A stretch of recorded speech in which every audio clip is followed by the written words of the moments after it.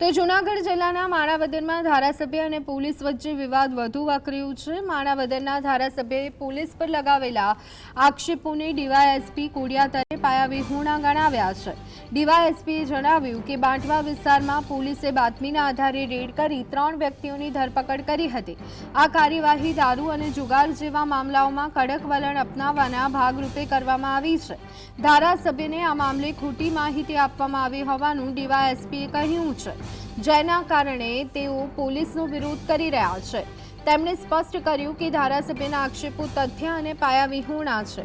Police તેની ફરજ બજાવી રહી છે અને આવા અપરાધો સામે સતત કાર્યવાહી પણ કરી રહી છે।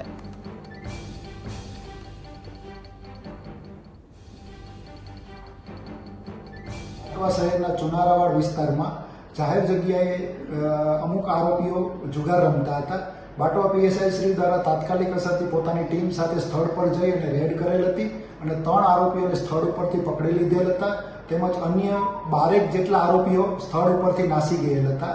આ નાસી ગયેલ આરોપીઓએ પોલીસ ધરપકડથી બચવા માટે સ્થાનિક ધારાસભ્યશ્રીને વાસ્તવિકતાથી વિપરીત અને પોલીસની છબી ખરડાય તેવી વિગતો રજૂ કરેલ હતી, જેથી સ્થાનિક ધારાસભ્યશ્રી દ્વારા આ વિગતોથી ગેરમાર્ગે દોરાઈ અને એક વિડીયો સોશિયલ મીડિયામાં વાયરલ કરવામાં આવેલ છે, જે તદ્દન તથ્યવિહોણો છે।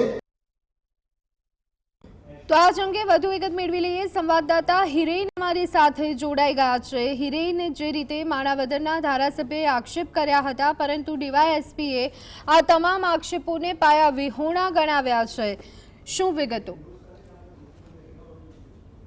માણાવદરના જે ધારાસભ્ય છે તેને બાટવા પોલીસ સામે ગંભીર આરોપ લગાવી અને બાટવા પોલીસ સ્ટેશનની અંદર ધરણા કર્યા હતા અને 70 થી 80 હજાર રૂપિયા લેવામાં આવતા હોવાના ગંભીર આરોપ બાદ પોલીસે સમગ્ર મામલે ખુલાસો કર્યો છે અને પોલીસની જો વાત માનવામાં આવે તો પોલીસે કહ્યું હતું કે ધારાસભ્યને જે જુગારીઓ છે તેને ગેરમાર્ગે દોર્યા છે, પોલીસની છબી ખરડાય તે રીતના જુગારીઓએ ધારાસભ્યને ગેરમાર્ગે દોર્યા અને ત્યારબાદ ધારાસભ્ય ગેરમાર્ગે દોરાઈ ગયા હતા અને સમગ્ર મામલે પોલીસ પર ગંભીર આરોપ લગાવ્યા હતા। પરંતુ હકીકતે શનિવારે જે બાટવા પોલીસ દ્વારા જુગારનો દરોડો પાડવામાં આવ્યો, દરોડા દરમિયાન 12 થી 15 જેટલા જે જુગારીઓ છે તે ફરાર થઈ ગયા હતા।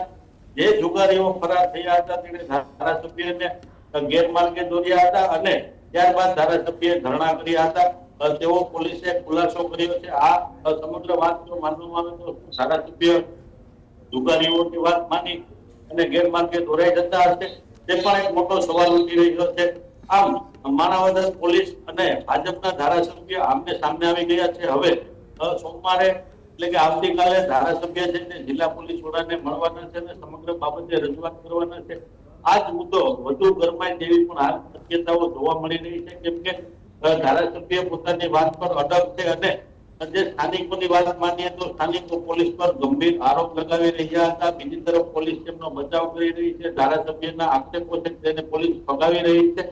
એટલે આ મામલે હજુ પણ મામલો ગરમાય અને નવા જૂની થાય તેવી પણ શક્યતાઓ જોવા મળી રહી છે। જી બિલકુલ, જ્યારે આટલા ગંભીર આક્ષેપો પોલીસની કામગીરી પર માણાવદરના ધારાસભ્યએ ઉઠાવ્યા છે, ત્યારે આ સમગ્ર બાબતને લઈ અને લોકોનું શું કહેવું છે? હિરેન, સ્થાનિક લોકોની વાત માનવામાં આવે તો સ્થાનિક